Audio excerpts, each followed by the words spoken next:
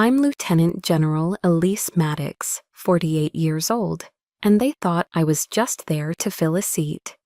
To my family, I was an awkward, uniformed anomaly. What they didn't know, what they couldn't possibly comprehend, was that the man my sister Claire was about to marry owed me his very life, a debt forged in the dust and fire of Helmand. But at that polished mahogany table, surrounded by the chilly air of Boston's elite, my mother smiled as Claire raised her glass. "My big sister is a lieutenant general," she chirped, her voice dripping with condescension. "I'm sure she's very busy managing all that important paperwork at the Pentagon." The table erupted in polite, cutting laughter. My hand didn't tremble. My breath didn't catch. They saw a clerk. I saw a tactical error. Have you ever been reduced to a caricature by the people who should know you best? They thought they were telling a joke. They were actually declaring war. Follow along to see how a paper pusher teaches a masterclass in power. The joke, of course, had started weeks earlier. It arrived not as a punchline, but as a heavy, cream-colored envelope lying on my immaculate desk at Joint Base Lewis McChord. Outside, the persistent Washington drizzle tapped against the window, a familiar, steady rhythm in a life defined by order. But the invitation was a disruption. It was ostentatious and impersonal, the thick cardstock embossed with the golden Maddox family crest, a detail they never forgot. My name, Lieutenant General Elise Maddox, was printed in elegant script, but it felt like a clerical entry, a name copied from a government database, rather than written from the heart. 6 years. That's how long the silence had lasted. 6 years since my father's funeral. Not a single call on Christmas, not a text message after an IED blast in Fallujah. It had nearly cost me my hearing. Just a vast, punishing emptiness. So this invitation wasn't an olive branch, it was a summons, a formal command to appear and play my role as the dutiful older sister in their flawless production. 6 years of silence, and this was their first transmission. Not a question of how I was, but a demand that I show up. Was this an invitation or a subpoena? Master Sergeant Grant entered without knocking, a privilege earned over 15 years in places where politeness was a liability. He placed a mug of black coffee on my desk. His eyes flickered to the invitation, then back to my face. "It's them again, isn't it, General?" he asked, his voice low and steady. I said nothing, just nudged the envelope toward him.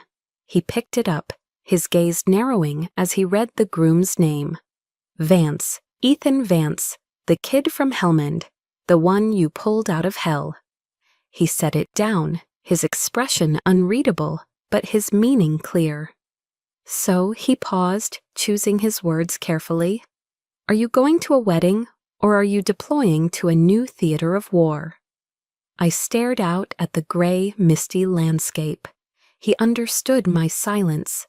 "Go," he said, his tone firm. "But don't wear those stars on your shoulder like armor. Wear them like a legacy. Let them remember exactly who you became without them."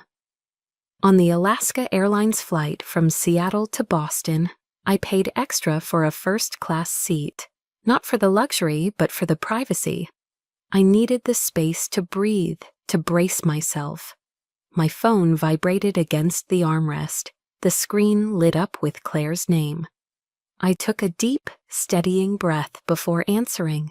"Elise," my sister's voice chimed, bright and brittle as a silver bell. "I just wanted to make sure you weren't planning on wearing that uniform to the wedding. It's just a bit much. This is Boston, you know, not Fort Bragg.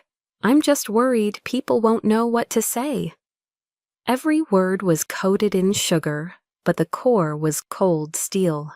The condescension was so effortless, so practiced. I gripped the leather armrest, its coolness a stark contrast to the heat rising in my chest. "I'll take it under consideration," I replied, my voice mechanically even. I ended the call before she could say another word. The battle had begun at 35,000 feet.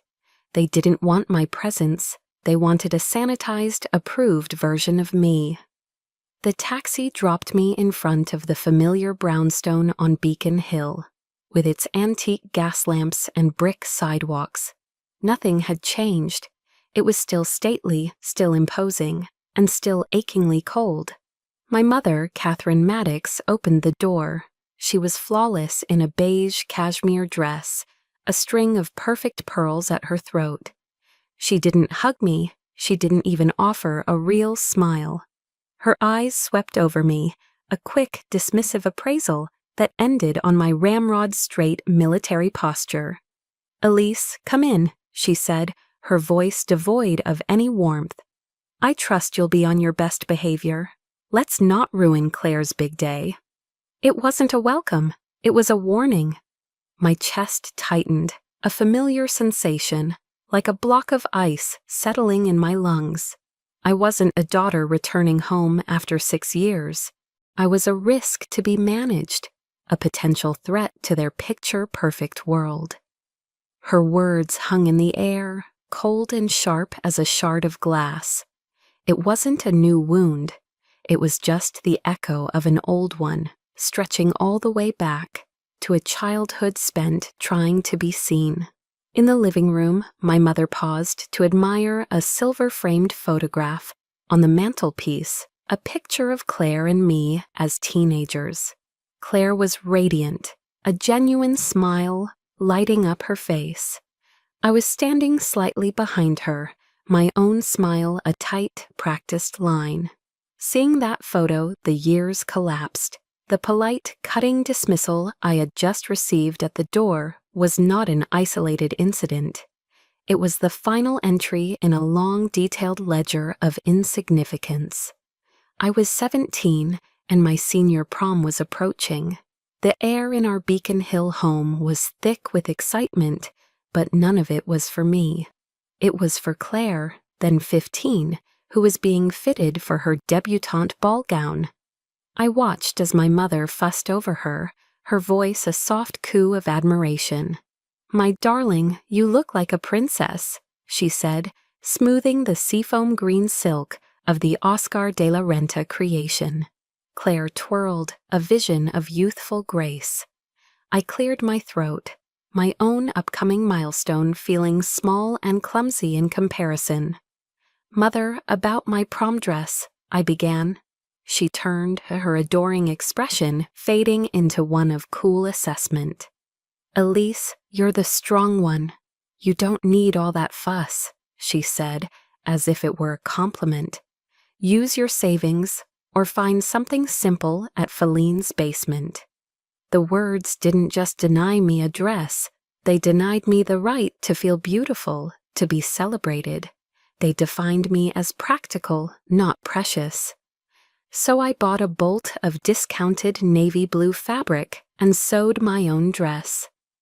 At the pre-prom reception, my mother introduced me to her friends with a proud, patronizing air.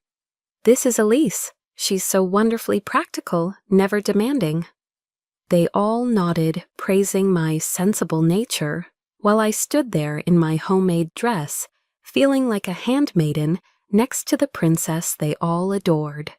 The praise was the most sophisticated form of contempt. That pattern of dismissal followed me to the day I left for West Point. It was a bright, crisp Boston morning at Logan Airport. My family was there to see me off, but they weren't truly with me. All their attention, all their pride, was focused on Claire, who had just won a citywide piano competition. My mother was holding court, recounting every triumphant note of Claire's performance to anyone who would listen. She spoke of Claire's future at Juilliard, of a brilliant artistic career. I stood to the side, invisible in my plain civilian clothes, my heavy duffel bag a silent testament to the different path I had chosen. When it was time for me to go through security, My mother just turned briefly. Her story about Claire momentarily paused. "Be safe and try not to get into any trouble," she said, then immediately turned back to her audience. It was only my father, a retired Army colonel, who pulled me aside. He enveloped me in a hug, the familiar scent of his Old Spice, a comforting anchor. He whispered in my ear, his voice rough with emotion, "Don't you listen to any of them. You were born for this. Make me proud." It was the only validation I received that day, a single sturdy life raft in an ocean of indifference. It was then, while reading an article about General Annie Dunwoody becoming the first female four-star general, that I found a flicker of hope. If she could rise to the top, maybe I could too, despite it all.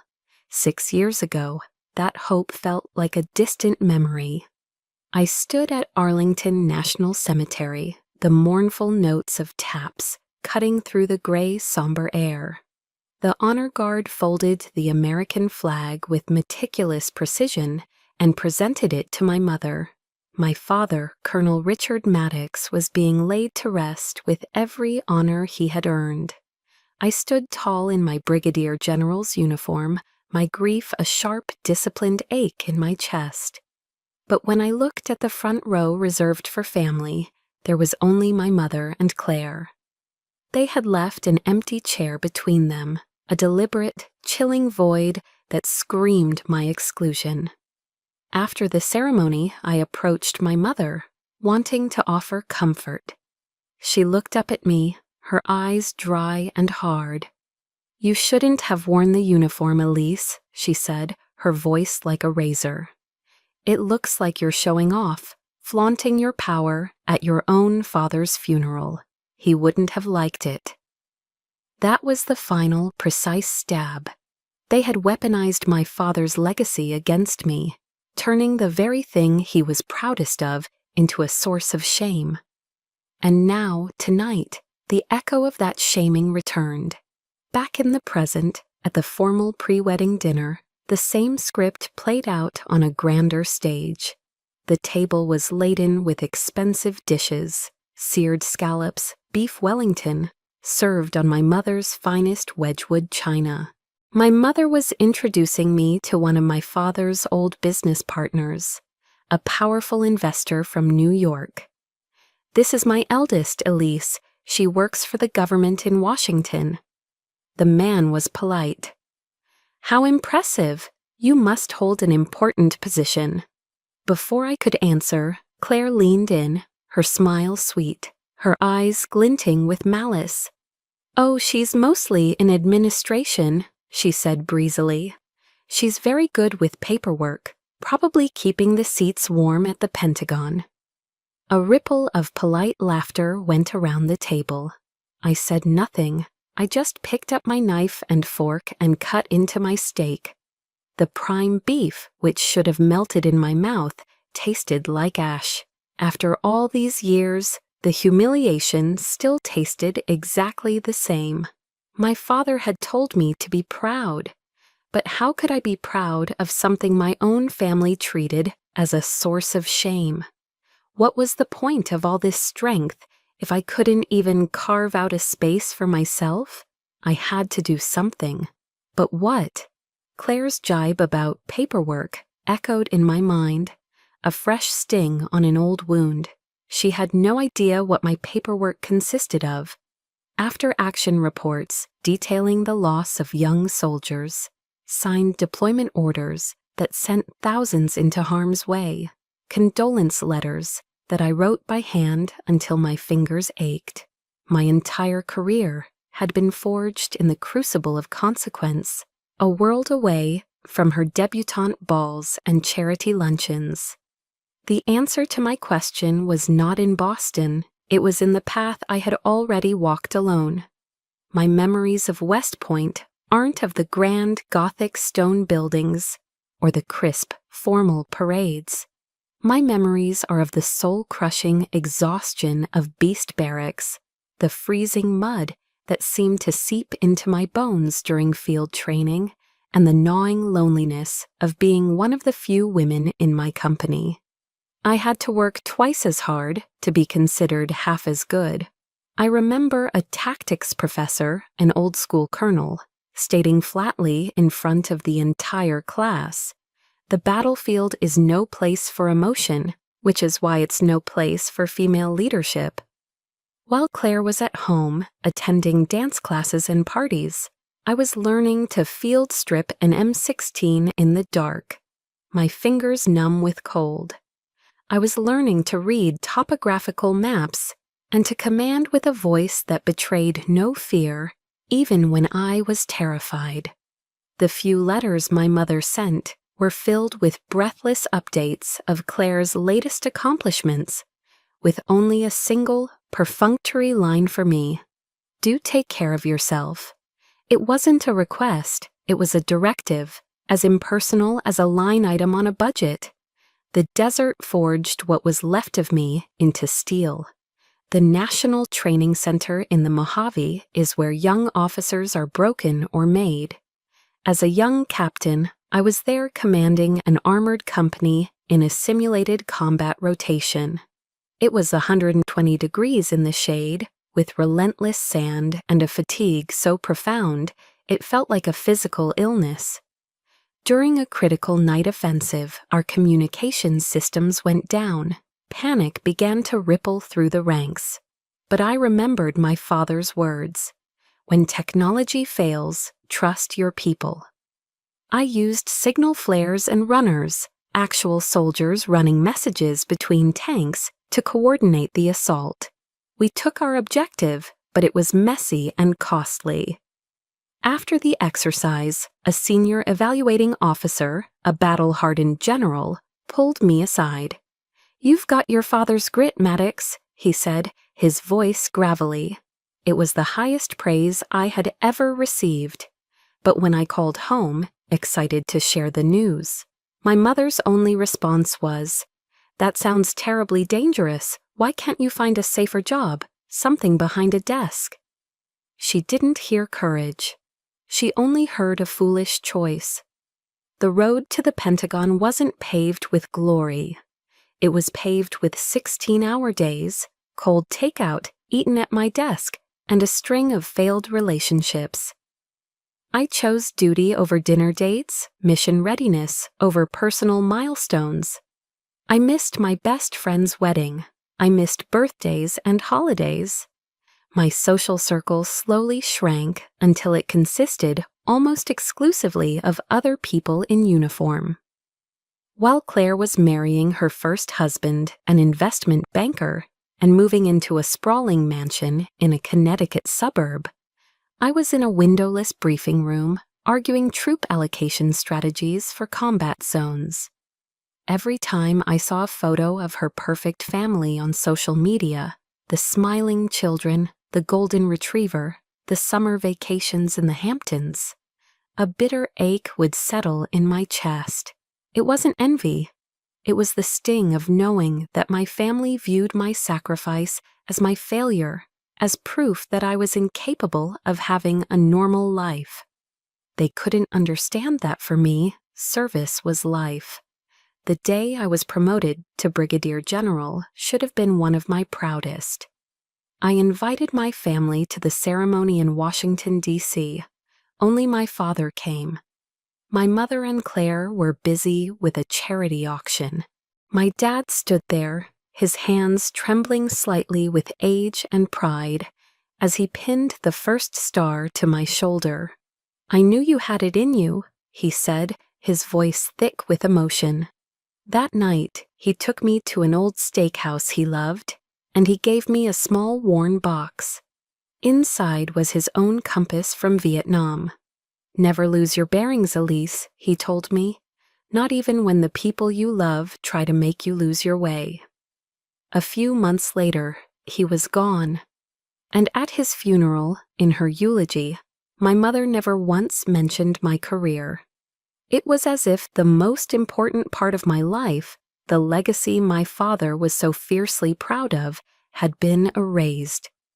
After that empty dinner in Boston, sitting alone in my car, I finally understood. I couldn't wait for their approval.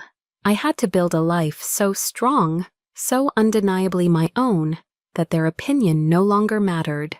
But that night, understanding wasn't enough. The air inside my rental car felt as suffocating as the atmosphere in my mother's dining room.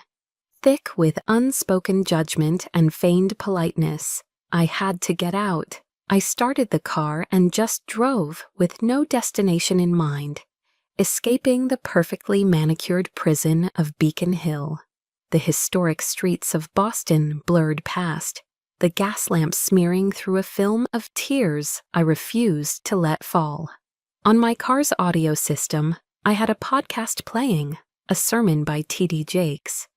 I wasn't a particularly religious person, but his powerful voice, talking about finding purpose in your pain, was a steadying presence in the chaos of my thoughts. Finally, I pulled over in front of a small, historic-looking pub called the Green Dragon Tavern. Its old brick facade and the scent of ale spilling out onto the cobblestone street felt real, unpretentious. I just wanted to be in a place where no one knew my name, where I wasn't a daughter who had failed or a general who didn't belong. I found a dark corner booth, the worn leather cool against my back, and ordered a bourbon, neat. I stared into the amber liquid, the clinking of glasses and low hum of conversation a welcome shield. In that moment, I felt more alone than I ever had in a war zone. I was a general with no army, a daughter with no family. The particular pain of being ostracized by your own blood is a wound that no uniform, no matter how decorated, can ever cover. General Maddox, a familiar voice cut through my solitude. I looked up, startled. Standing there was David Chen, a former intelligence officer who had served under my command in Iraq. He had since left the army and was now a lawyer in Boston. He looked older, more settled, but his eyes had the same sharp intelligence I remembered. "I can't believe it's you," he said, a genuine warm smile spreading across his face. He slid into the booth opposite me without waiting for an invitation. He took one look at my face and said, his voice direct but kind, "You don't look okay." I was taken aback by his frankness. I could only manage a slight nod. Instead of prying with questions, he simply signaled the bartender. "I'm not going to ask," he said, as another glass of bourbon was placed before him.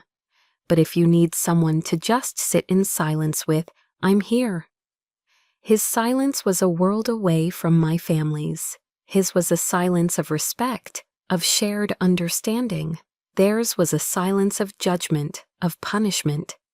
We talked for hours. I never mentioned my family. I spoke of the challenges at the Pentagon, the weight of command, the strange transition back to life in the States. He listened, truly listened, nodding in all the right places, understanding the unspoken language of service. The weight in my chest began to lift ever so slightly. As the bar started to thin out, he looked at his watch. "My wife Maria is a huge admirer of yours," he said. "She was Navy. We're about to grab a late dinner at a little Italian place in the North End. Would you join us?" I hesitated. The thought of more social interaction was exhausting, but the sincerity in his eyes, the simple offer of inclusion, made me agree.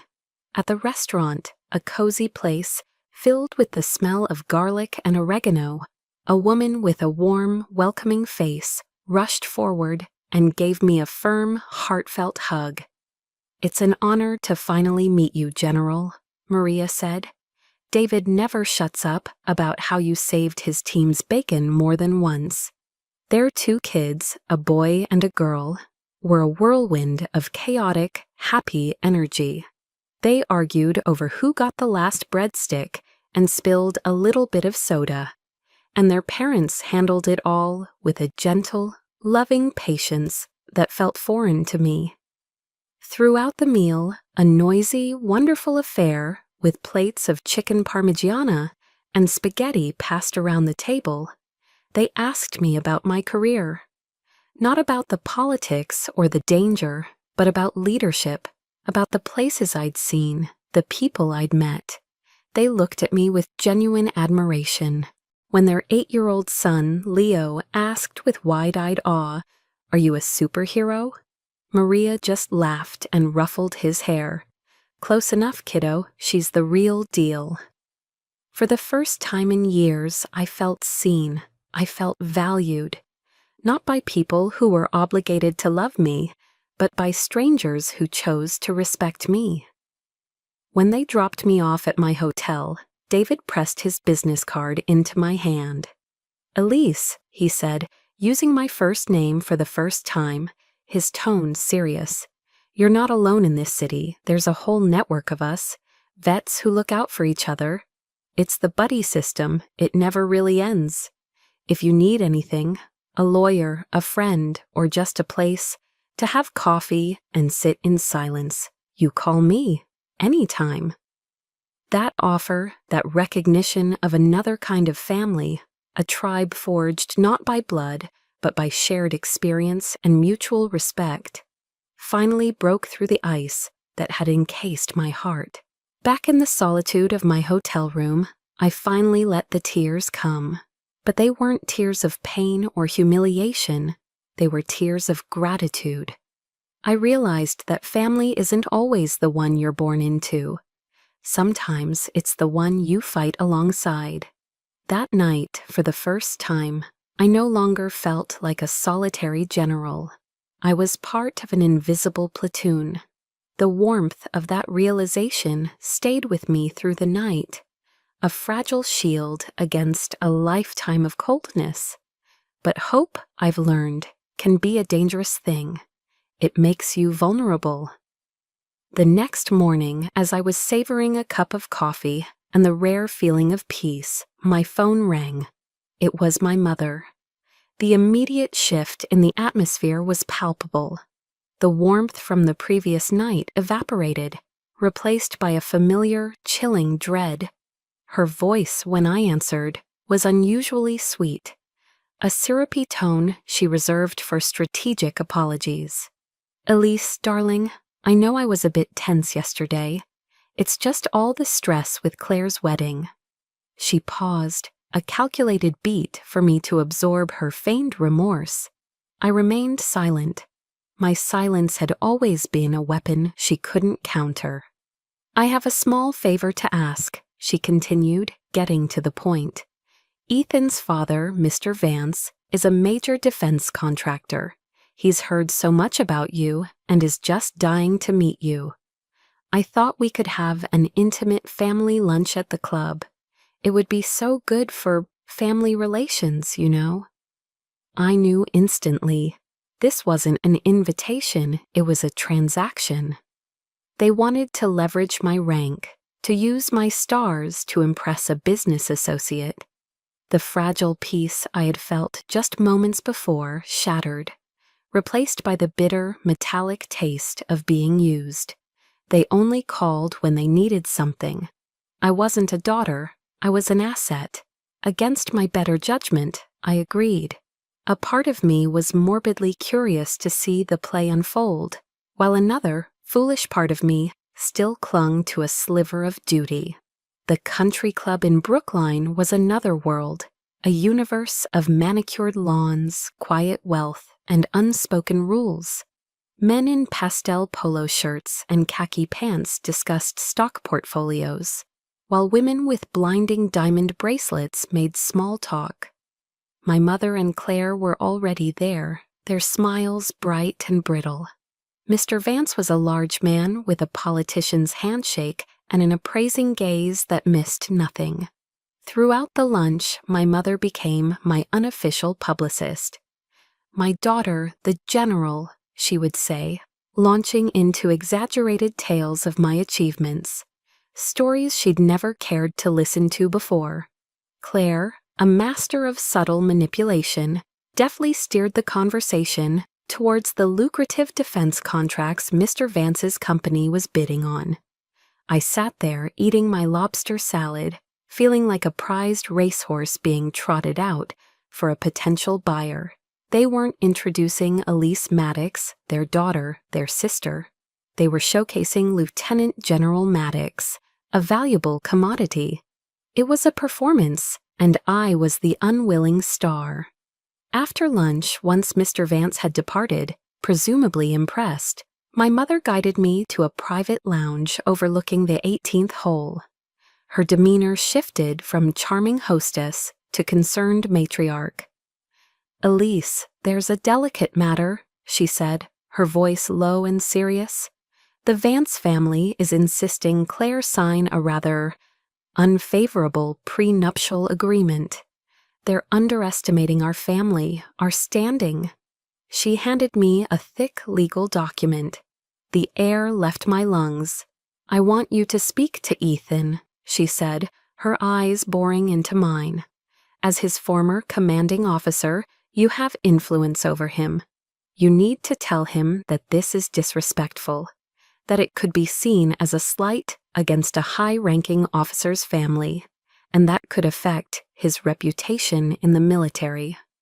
I was speechless. The audacity was breathtaking. They weren't just using my rank for social currency, they were demanding I use it as a weapon in their financial negotiations.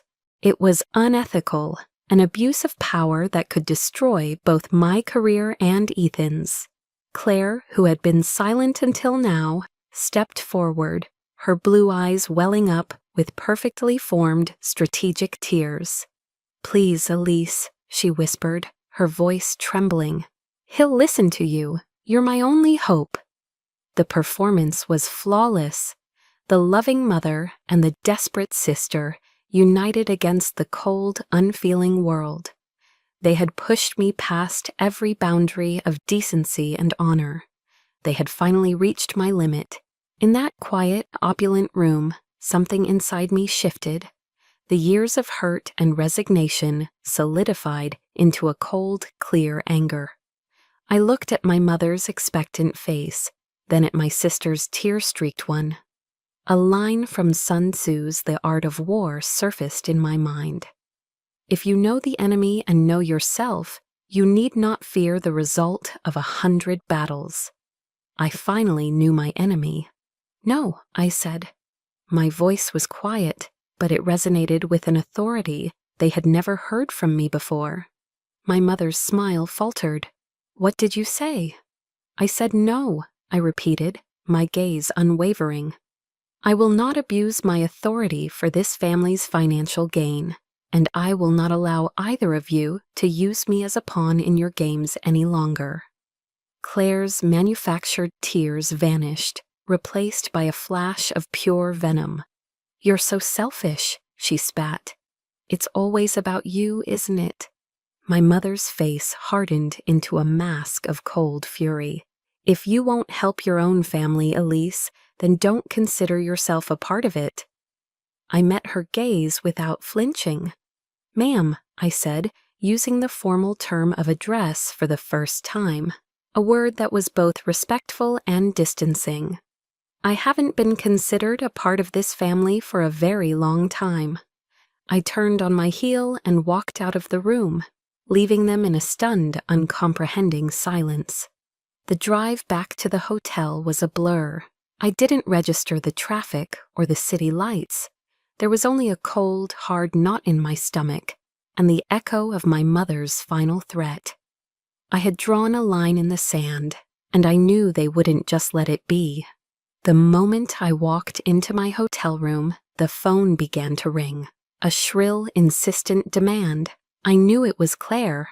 A part of me wanted to ignore it, to let it ring until it died. But another part, the strategist, knew I needed to hear the enemy's next move. I answered. "What did you do?" Her voice wasn't the sweet, lilting soprano she used in public. It was a low, vicious hiss. "You've ruined everything. Ethan is hesitating now. He said you were right." I held the phone away from my ear, the venom in her tone almost palpable. I said nothing.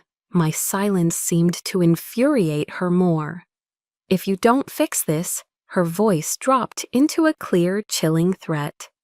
"I swear I will make you regret it. You think you're so perfect, so untouchable in that uniform? I know there are stories in the military. I'll make sure everyone knows you're not the saint you pretend to be." A shudder went through me, but it wasn't fear. It was a profound, icy rage. My own sister, my blood, was threatening to destroy the career I had spent my entire life building, all over a prenuptial agreement. It was the final straw. The dam of a lifetime of suppressed anger didn't just crack, it shattered. As if on cue, my phone buzzed with another call. It was David Chen.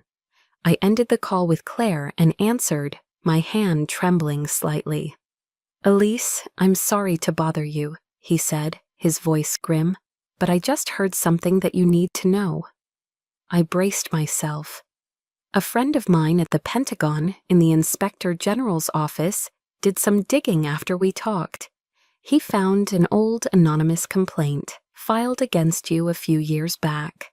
It alleged that you bent the rules for a promotion. My blood ran cold.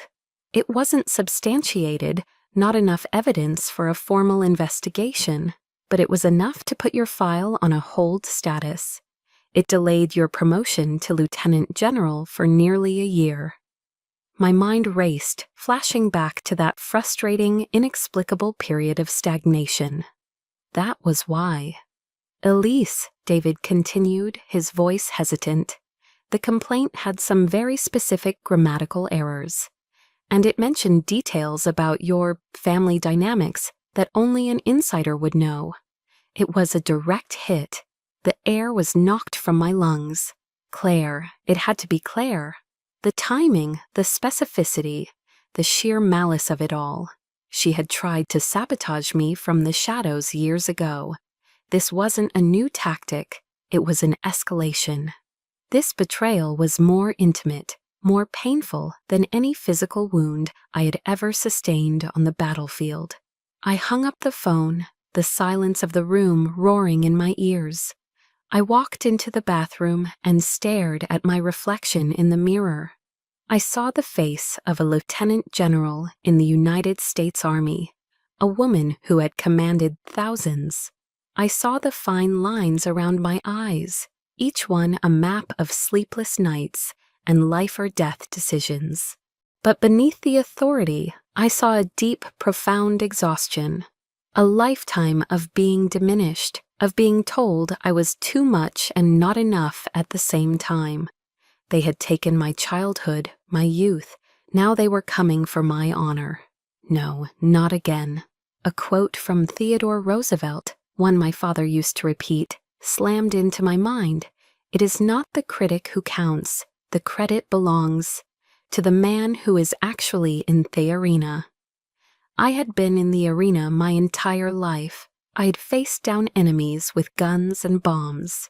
I would not be taken down by whispers and threats from the cheap seats.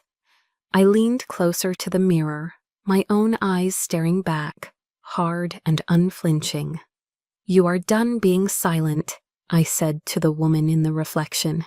"You are done enduring. You fought for your country. Now you fight for yourself." In that instant, a lifetime of defensive maneuvering ended. A cold, hard, strategic clarity took its place. I would not just defend, I would attack. I would go to that wedding, not as the scorned older sister, but as a commanding officer arriving to inspect her troops. I walked out of the bathroom, my movements now precise and purposeful. I picked up my phone and dialed Master Sergeant Grant in Washington. He answered on the first ring. "Grant," I said, my voice sharp and clear, all traces of emotion gone. "I have a new set of orders. First, I need my Class A, Army service uniform, full decorations, overnighted to my hotel. Use the fastest courier available." Second, pull the complete service record for Major Ethan Vance, with a specific focus on the after-action report from the Helmand operation where I was the ground commander. And third, I want a manifest of every single one of my awarded medals and citations. I want them polished and ready. There was a brief pause on the other end, then a single, resolute reply. "Roger that, General. Consider it done." He didn't ask why. He knew. The battle had been officially declared, and I had just called in my first wave of reinforcements. They wanted to treat me like a gatekeeper. Fine. I would show them who held the keys to the kingdom. My hotel room transformed from a place of refuge into a tactical operations center. The emotional storm had passed, leaving behind the cold, clear focus of a commander before an engagement. I remembered a quote from Eisenhower I'd read years ago. "Plans are worthless, but planning is everything." The plan could change, but the process of planning, of assessing the terrain, knowing my assets and understanding the enemy, that was where I would find my strength. My laptop was open, files and documents arranged in neat, orderly stacks on the desk. I was no longer a wounded guest. I was a general preparing for an operation. The package from Grant arrived via FedEx same-day service before noon. Inside, my Class A Army service uniform was perfectly pressed, the dark blue jacket radiating authority. Beside it, nestled in a velvet-lined box, were my decorations. I carefully laid each one out on the crisp white hotel bedspread, a silent inventory of a life they had dismissed. The Silver Star for gallantry in action, 2 Purple Hearts for wounds received in combat, the Legion of Merit, the Bronze Star with a V for valor. Each piece of polished metal was a chapter of my story, a testament to a sacrifice they had willfully ignored. Looking at them now, they were no longer just mementos, they were munitions. They were the tangible, undeniable proof of who I was, and they were the truth my family was about to confront. I picked up the Silver Star, its weight familiar in my hand. It wasn't just a medal, it was the memory of shrapnel tearing through the air, of the taste of dust and fear, and of a choice I made when others hesitated. This was the history they had tried to erase, and I was about to make it impossible to ignore. Next, I opened the encrypted file Grant had sent, containing the after-action report from the Helmand Province operation. The dry, bureaucratic language of the military document did little to soften the raw horror of that day. I read the details again, my focus absolute, the ambush, the IED, the building collapse. I could still hear the desperate calls over the radio, the raw panic in the young soldiers' voices as they reported Major Ethan Vance was trapped, his leg crushed under a steel beam, bleeding out. I remembered the direct order from headquarters, stand down and wait for air support, but I knew waiting was a death sentence.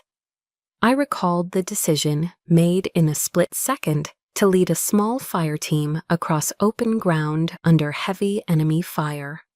I remembered the grit of concrete dust in my teeth as I helped pull him from the rubble, moments before the rest of the structure gave way. The report's conclusion was stark and unambiguous. Then Brigadier General Maddox's decisive action, in direct contravention of a stand-down order, but in response to the exigent circumstances, directly resulted in the saving of Major Vance's life at extreme personal risk. This wasn't my version of the story. This was the United States Army's official record. This was my ultimate weapon, and it was about to be deployed. With my own assets accounted for, I needed to probe the position of my potential and most pivotal ally. I dialed Ethan's number. He answered on the first ring, his voice tense. "General." "Major," I began, my tone all business, professional, and cool. I'm calling to confirm my attendance at your ceremony tomorrow. There was a strained silence on the other end. General, I am so sorry for what happened, for what Claire and her mother. I'm not calling about that, Major. I cut him off cleanly. I am calling to remind you of the concepts of loyalty and honor. They are the bedrock of an officer's commission. I trust you haven't forgotten them. I wasn't threatening him. I was reminding him of who he was. I was planting a seed of conflict in his mind, forcing him to weigh his loyalties. He owed me his life, yet he was about to swear his life to a woman who wanted to destroy mine. I wanted that paradox to sit with him, to force a choice before the moment of crisis. The call ended. I had positioned my final piece on the chessboard. On the morning of the wedding, I didn't fuss with my hair or makeup.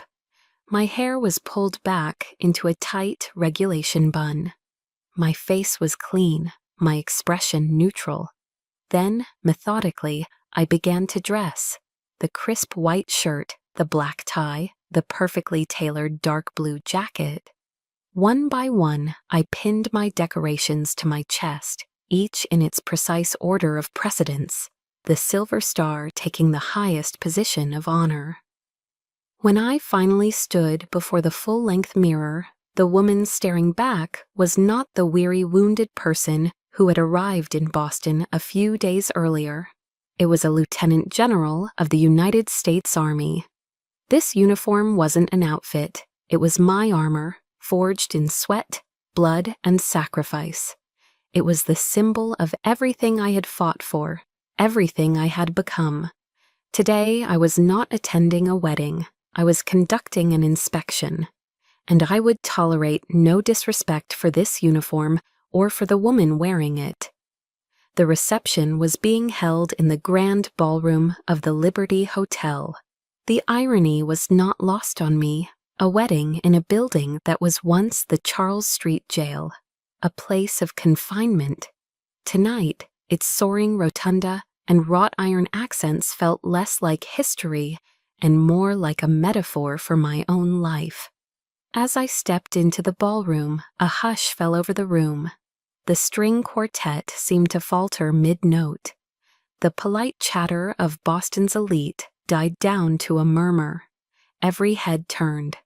My Class A Army service uniform, the dark blue jacket adorned with 2 rows of gleaming ribbons and medals, was a stark, disciplined presence in a sea of silk gowns and black tuxedos.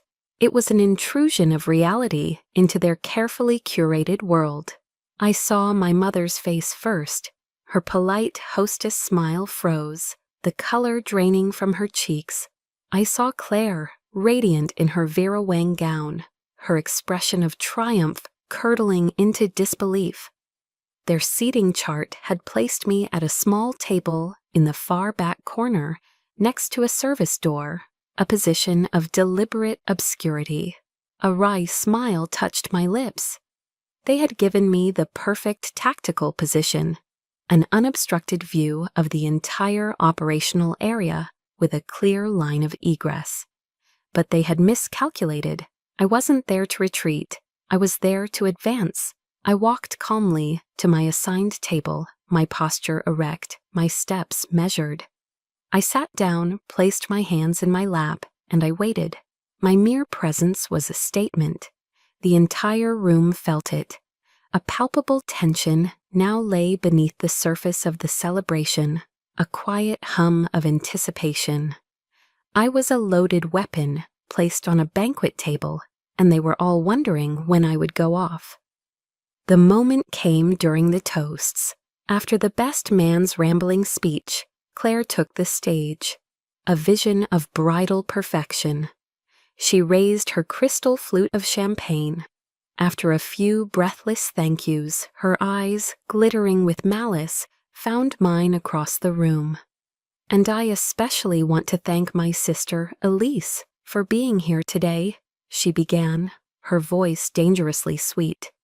I know how busy she is with all her paperwork at the Pentagon, but she still made time for us.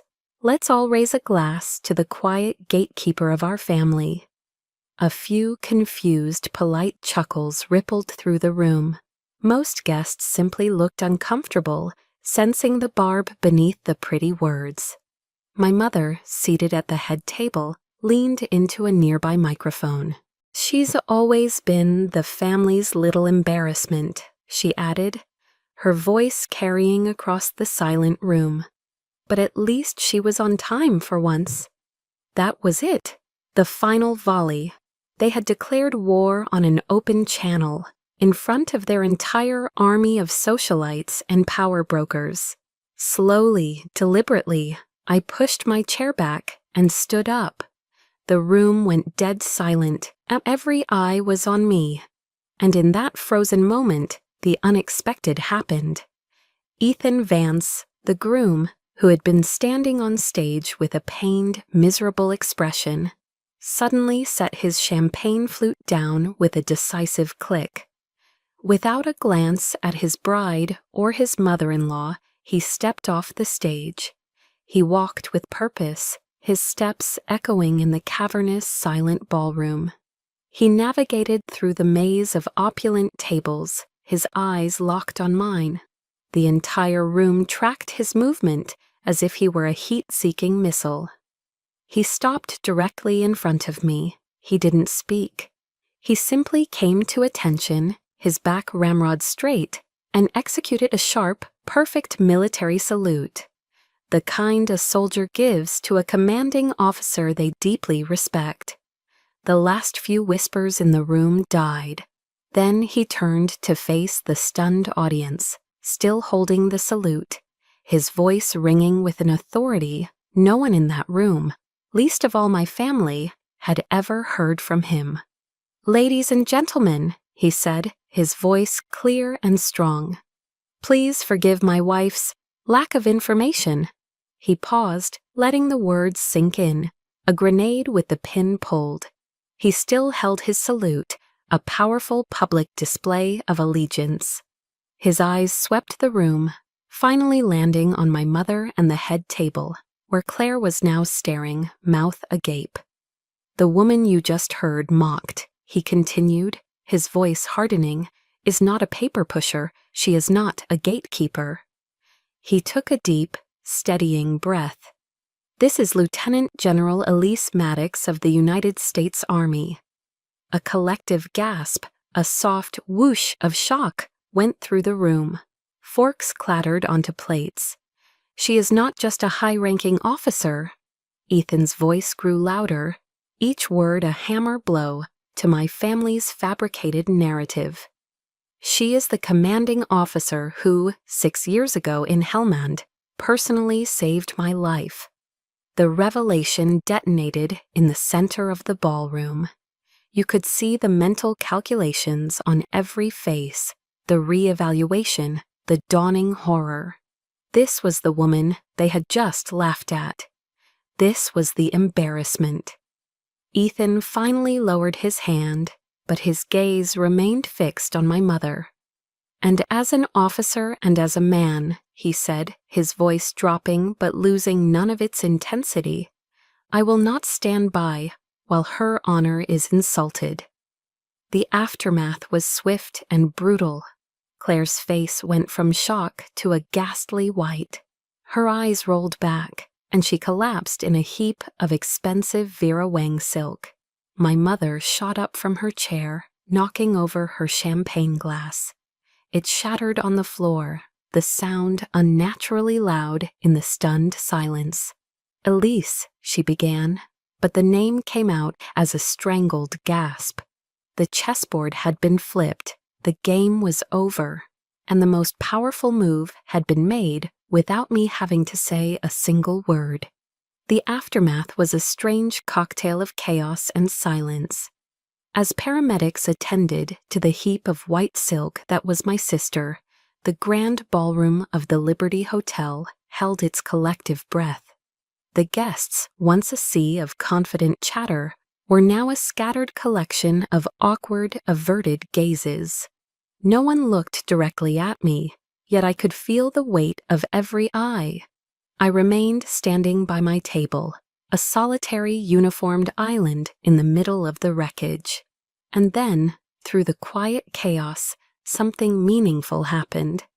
An elderly man in a tailored tuxedo broke away from his table and walked toward me.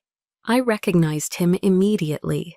Retired General Mark Peterson, one of my father's oldest friends and a legend in his own right.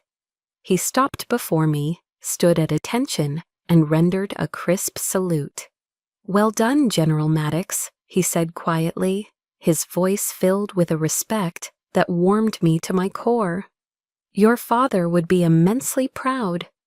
After him, a few other officers in the room, both active duty and retired, approached. There were no grand speeches, just firm handshakes, knowing nods, and eyes that conveyed a deep, shared understanding. They weren't just saluting a superior officer, they were acknowledging a fellow soldier who had just won a difficult personal war. In that moment, surrounded by that quiet solidarity, I felt a bond stronger than any blood tie. I didn't stay for the aftermath. I slipped out into the hotel lobby, the cool, quiet air a welcome relief. I was waiting for a taxi when my mother found me. The mask of the elegant Boston society hostess had shattered, leaving behind a raw, poorly concealed panic. "Elise, we need to talk," she began, her voice strained. "You've created a catastrophe. The press will get a hold of this. The family's reputation." "Your reputation," I corrected her, my voice flat and cold. "Not the family's." She flinched as if struck. "You have to do something," she insisted, her hands twisting the strap of her clutch. "Issue a statement, a clarification, say it was all a misunderstanding." I finally looked at her, really looked into the eyes that had judged me with disappointment my entire life. I remembered a quote from Eleanor Roosevelt that I'd held on to. "No one can make you feel inferior without your consent." I had finally stopped giving my consent. "There was no misunderstanding," I said, my voice leaving no room for negotiation. "There was only the truth, a truth that, apparently, neither of you could handle. From this point forward, do not contact me again. Unless it is a matter of life or death." Her mouth fell open. "You can't do that. I'm your mother." I let a beat of silence hang between us before I delivered the final painful truth. "You gave up that right a long time ago." Just as I was about to step outside, Ethan found me. He looked exhausted, the weight of the evening etched onto his face. "General, I am so sorry," he said, his voice heavy with regret. "I was a coward. I knew how they treated you, but I stayed silent because I wanted an easy life." I simply listened, letting him unburden himself. "When you called me," he continued, "you reminded me of who I am, an officer, a soldier. And a soldier doesn't abandon his comrades, especially not the one who saved his life."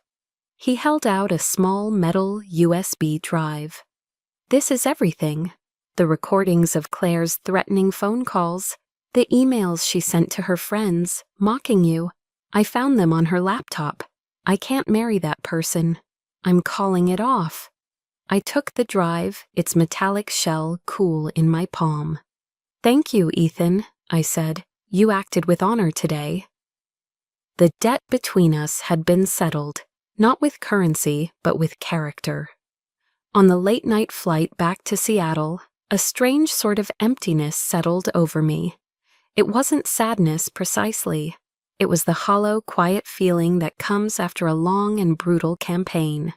It was the relief of a great weight being lifted. I had won, but the victory meant acknowledging the final, irreparable fracture of what was supposed to be my family. I took out my phone, found my mother's contact, and pressed block. I did the same for Claire. It was a small, digital act, but it felt like building a steel wall. I stared out the window at the glittering lights of the cities below. Boston now just another pinprick of light, receding into the past. I had returned there as a rejected daughter, and I was leaving as a free woman. I hadn't come seeking reconciliation, and I hadn't found it. I had come seeking the truth, and sometimes the truth doesn't heal, it liberates. I no longer needed their approval to exist. I had my own respect. I had won the war, but the battlefield was littered with the wreckage of what was supposed to be my family. What, I wondered, do you build from the ashes? That question followed me home to Washington, a quiet companion in the days and weeks after the wedding that wasn't.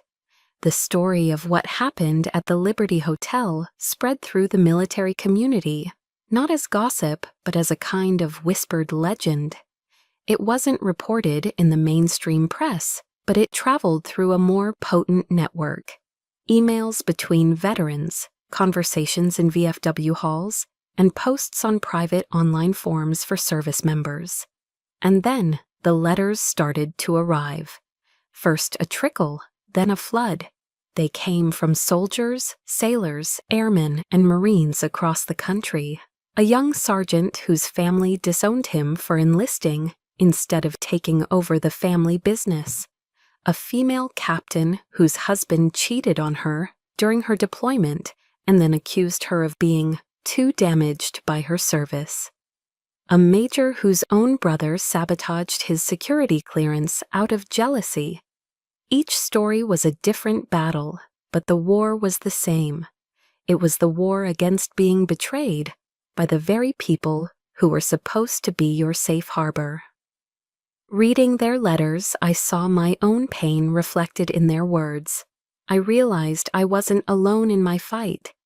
This wound was deeper and wider than I had ever imagined, a quiet epidemic of heartbreak within a community sworn to protect.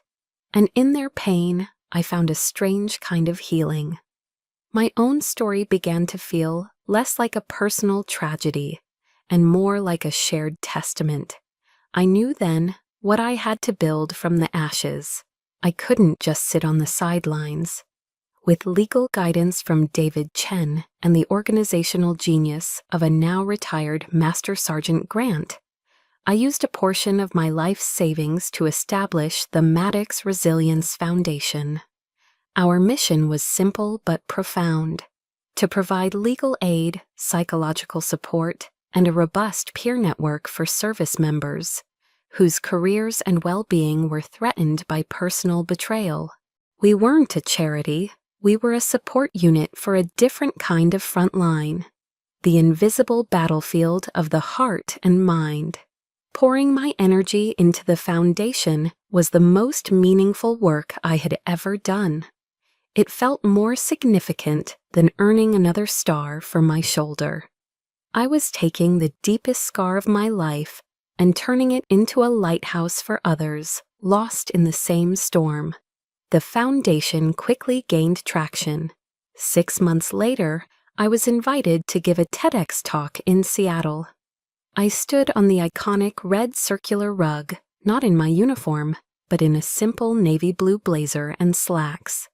I felt more exposed and yet more powerful than I ever had in my Class A's. I told my story, not the salacious details of the wedding, but the story of resilience. Family is not always the home we are born into, I began, my voice steady. Sometimes it's the harbor we find in a storm. Loyalty, I continued, is not defined by bloodline. It's defined by action. It's in the quiet support, the unwavering respect, and the courage to stand for someone's honor when they are not in the room. I spoke of the letters, of the shared pain of a community. We train our soldiers to survive the hell of war, I concluded, my eyes sweeping across the audience. It is time we build a system to help them survive the challenges of coming home. The room rose to its feet in a standing ovation. It wasn't applause for a general. It was for a survivor who had finally found her true voice. A year later, the story ends. I retired from the Army, my service complete. I am no longer Lieutenant General Maddox. I am just Elise. I bought a small rustic house, made of cedar and glass, perched on a cliff overlooking the Pacific in Big Sur, California. Every morning I walk along the foggy beach, letting the cool waves wash over my feet and the salt-laced wind carry away the last vestiges of old ghosts. The foundation thrives, run by a dedicated board of directors I trust completely. I still receive letters of thanks, which I read on my deck, while sipping my morning coffee. I have no contact with my mother or Claire. I heard through the grapevine that Ethan did, in fact, call off the wedding, and has since transferred to a new post overseas. I feel no triumph, no vindictive pleasure. I just feel peace. One afternoon, as I was painting on my porch, the vast expanse of the ocean, my only subject, an email pinged on my phone. It was from Grant. The president would like to appoint you to a new commission on military cultural reform, he wrote. I smiled to myself. A few years ago, that would have been the pinnacle of my ambition. I thought of a Maya Angelou quote that had become my guide. People will forget what you said, people will forget what you did, but people will never forget how you made them feel. The foundation was making people feel seen. That was my new mission. I archived the email and returned to my canvas, dabbing a streak of cerulean blue onto the horizon. I had fought enough battles. Now it was time to live. I looked out at the endless ocean where the sea and sky met in a soft, hazy line. I had walked a long road alone, but I was, at last, no longer lost. My story might be over, but I know that for many of you, your own story of resilience is still being written. The greatest lesson I learned wasn't on the battlefield, but in realizing that our worth is not determined by the family we are born into, but by the honor with which we live our own lives. If this story resonated with you, if you've ever felt unseen or underestimated, know that you are not alone. Thank you for walking this road with me. For more true stories that empower and inspire, please like, share, and subscribe to our channel. Your support helps us bring more voices like mine to light.